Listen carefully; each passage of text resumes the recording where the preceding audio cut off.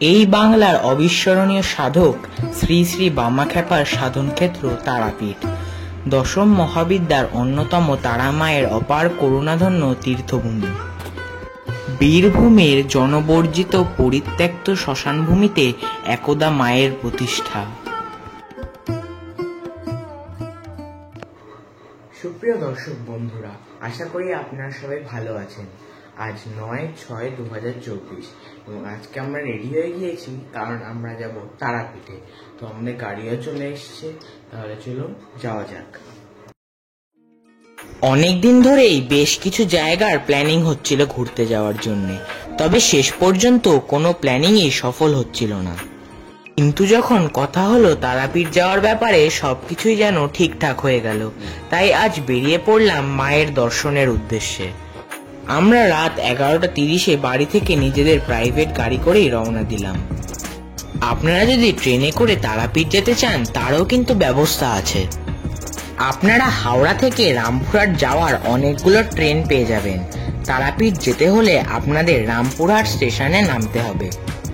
তারপর সেখান থেকে গাড়ি রিজার্ভ করে তারাপীঠ মন্দিরে যেতে হবে। রামপুরহাট স্টেশনের বাইরে আপনারা অনেক অটো বা অন্যান্য গাড়ি পেয়ে যাবেন। আমরা এখন NH-34 হয়ে যাচ্ছি কৃষ্ণনগরের দিকে। সেখানে আমরা কিছুক্ষণের জন্য হল্ট করব। কৃষ্ণনগরে এসেছি, আর একটু সরভাজা সরপুরিয়ার স্বাদ নেব না, তা কি হয়? তাই আমরা একটি ভালো মিষ্টির দোকানের সামনে এসে দাঁড়ালাম। আমরা এখন রয়েছি শঙ্কর মিষ্টান্ন ভান্ডারে। তো কৃষ্ণনগরে যত এখান থেকে বাস যায় সব এইখানে এসে দাঁড়ায়, কারণ এখানে সব রকম খাওয়া দাওয়ার মোটামুটি ফেসিলিটি রয়েছে। এখানে অনেক বড় পার্কিং এরিয়া রয়েছে, দেখতেই পাচ্ছ। আর এখানে রয়েছে বাথরুম, মুখ ধোয়ার জন্য ভালো জায়গা রয়েছে। তো আমরাও এখানে চলে এসেছি, এই জায়গাটায় আমরা হল্ট করেছি। তো এখান থেকে এবার আমরা চলে যাব তারাপীঠের উদ্দেশ্যে। এই হলো কৃষ্ণনগরের শঙ্কর মিষ্টান্ন প্রতিষ্ঠান। আমরা গাড়িতে অনেকক্ষণ বসে রয়েছি, তাই এখান থেকে একটু চা কফি খেয়ে নেব।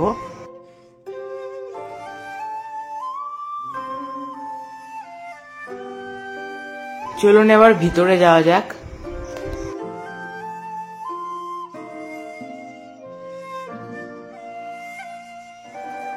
কৃষ্ণনগর হয়ে বিভিন্ন জায়গায় যাওয়ার সময় ম্যাক্সিমাম বাস বা গাড়ি এখানেই দাঁড়ায়। এটি একটি মিষ্টির দোকান হলেও এখানে ভেজ নন ভেজ সব রকমেরই খাবার দাবার পাওয়া যায়।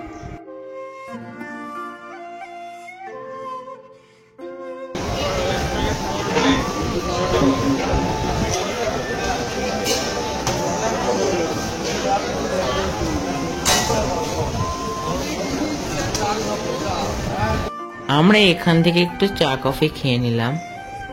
আপনারা কিন্তু এখানে খুব ভালো কোয়ালিটির মিষ্টি পেয়ে যাবেন, আপনারা বাড়িও নিয়ে যেতে পারেন।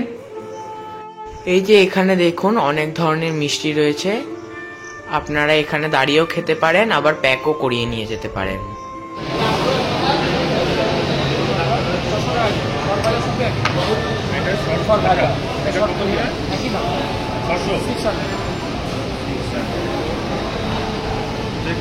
মোটামুটি এক বেলা থাকবে।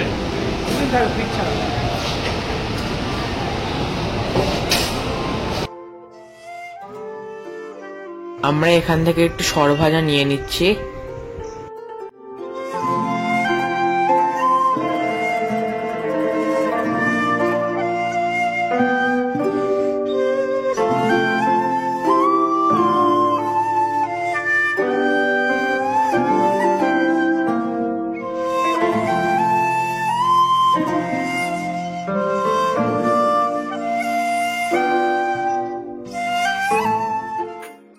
আমরা গাড়িতে উঠে পড়েছি এবং আমাদের গাড়ি রওনা দিয়েছে রামপুরহাটের উদ্দেশ্যে।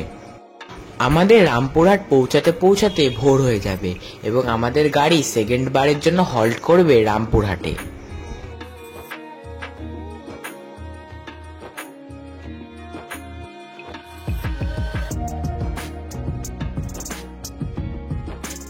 গুড মর্নিং বন্ধুরা, আমরা এখন রামপুরহাটের অনেক কাছাকাছি চলে এসেছি।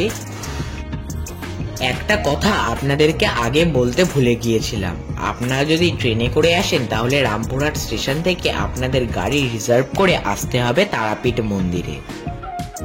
তাই স্টেশনে এসে কোনো রকম দালাল চক্রে যাতে না পড়তে হয়, তাই আমাদের চ্যানেলের পক্ষ থেকে আপনাদের একজন বিশ্বস্ত ড্রাইভারের নম্বর স্ক্রিনে এবং ডেসক্রিপশন বক্সে দিয়ে দিলাম। আপনারা এখানে এসে তার সাথে কন্ট্যাক্ট করে নিতে পারেন। তিনি এখানকার লোকাল একজন বাসিন্দা, ড্রাইভার কাম গাইড। তার সাথে কন্ট্যাক্ট করে আপনি যদি চান তাহলে বোলপুর, শান্তিনিকেতন সহ সম্পূর্ণ বীরভূম খুব ভালোভাবে ভ্রমণ করতে পারেন। কেউ যদি চান নল হাটেশ্বরী মন্দির দর্শন করতে তাহলে এই রাস্তা দিয়েই যেতে পারেন। এই গেটটি আসলেই মনে হয় যে তারাপীঠ মন্দিরের খুব কাছে চলে এসেছি। এই হলো তারাপীঠ মন্দিরের প্রবেশদ্বার। এর সামনেই রয়েছে একটি জুতো রাখার কাউন্টার। এখানে আপনারা জুতো জমা দিয়ে তারপর মন্দিরে প্রবেশ করতে পারেন।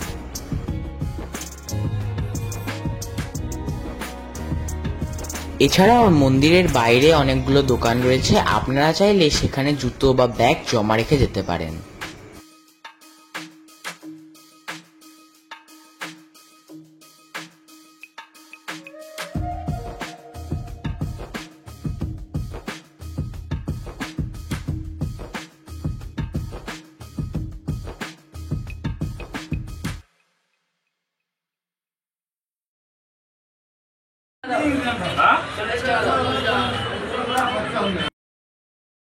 মন্দিরের ভেতরে আপনারা অনেক ডালার দোকান পাবেন। আপনারা হয়তো বিভিন্ন জায়গা থেকে পুজোর ডালা কিনে থাকেন এবং তার সাথেই বিভিন্নভাবে দালাল চক্রের মুখোমুখি হতে হয় পান্ডাদেরকে নিয়ে পুজো দেওয়ার সময়। তাই এবার থেকে সুষ্ঠুভাবে মন্ত্র উচ্চারণের মধ্যে দিয়ে মায়ের আরাধনা, পুজো পাঠ ও দর্শন লাভ করতে চাইলে আমাদের পূর্ব পরিচিত একজন একনিষ্ঠ পুরোহিতের ফোন নাম্বার আমি স্ক্রিনে এবং ডেসক্রিপশন বক্সে দিয়ে দিলাম। আপনারা চাইলে ওনার সাথে কন্ট্যাক্ট করে আসতে পারেন অথবা মন্দিরের ভেতরে 20 নম্বর স্টলে গিয়ে ওনার খোঁজ করলেই উনি সুন্দরভাবে আপনাদের পুজো সম্পূর্ণ করিয়ে দিতে সাহায্য করবে।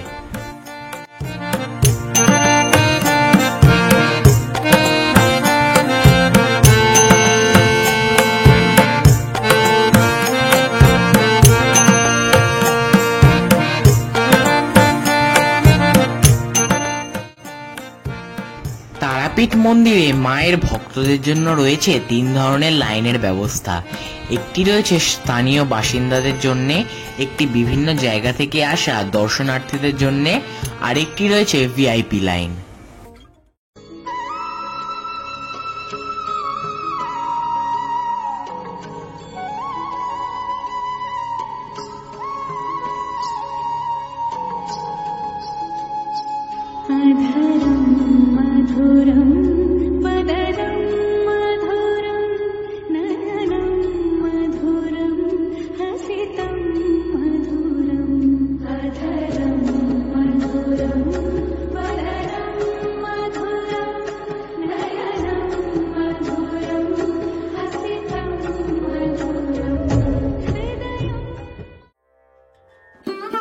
আমাদের কিছুক্ষণ আগেই পুজো দেওয়া সম্পূর্ণ হয়ে গিয়েছে। আপনাদের একটা কথা বলে রাখি যে আপনারা চাইলে পুজো দেওয়ার পরে মায়ের অন্নভোগ গ্রহণ করতে পারেন।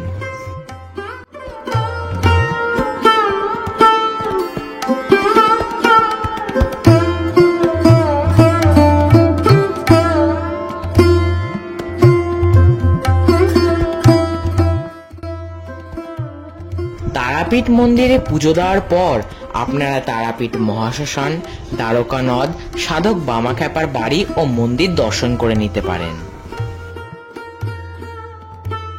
বিভিন্ন পূজা সামগ্রী যদি আপনারা কিনতে চান তাহলে মন্দিরের বাইরে সারি সারি বহু এ ধরনের দোকান দেখতে পাবেন।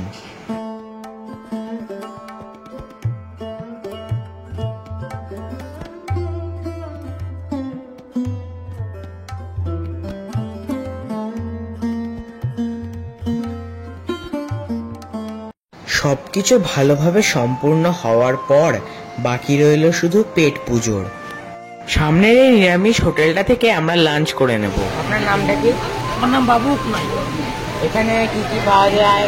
এখানে সব ভেজ আইটেম, সব ভেজ পাওয়া যায় না, পিওর ভেজিটেবল খাবার আইটেম। মানে এখানে আমরা সকালে মর্নিং টাইমে আছে কচুরি সবজি, লাঞ্চে আছে আমরা স্পেশাল ভাত হবে, নর্মাল টাইম মিল হবে, তারপরে আমরা রাতে আছে রুটি সবজি ভাত ডাল সবজি সবই আছে। ঠিক আছে, আপনার ফোন নাম্বারটা একটু বলুন। আমাদের ফোন নম্বর আছে 6295368420। আমরা লাঞ্চে অর্ডার দিয়েছিলাম একটি স্পেশাল মিল। গরম ভাতের সাথে রয়েছে ঘি, পটল ভাজা, আর এখানে রয়েছে আলু পটলের তরকারি, আলু পোস্ত, এখানে রয়েছে ফুলকপির তরকারি, ল্যাংচা, দই, আর এটা হলো ডাল, তার সাথে চাটনি, পাঁপড় আর স্যালাড। এই পুরো মিলটা আমাদের 150 টাকা পড়েছিল।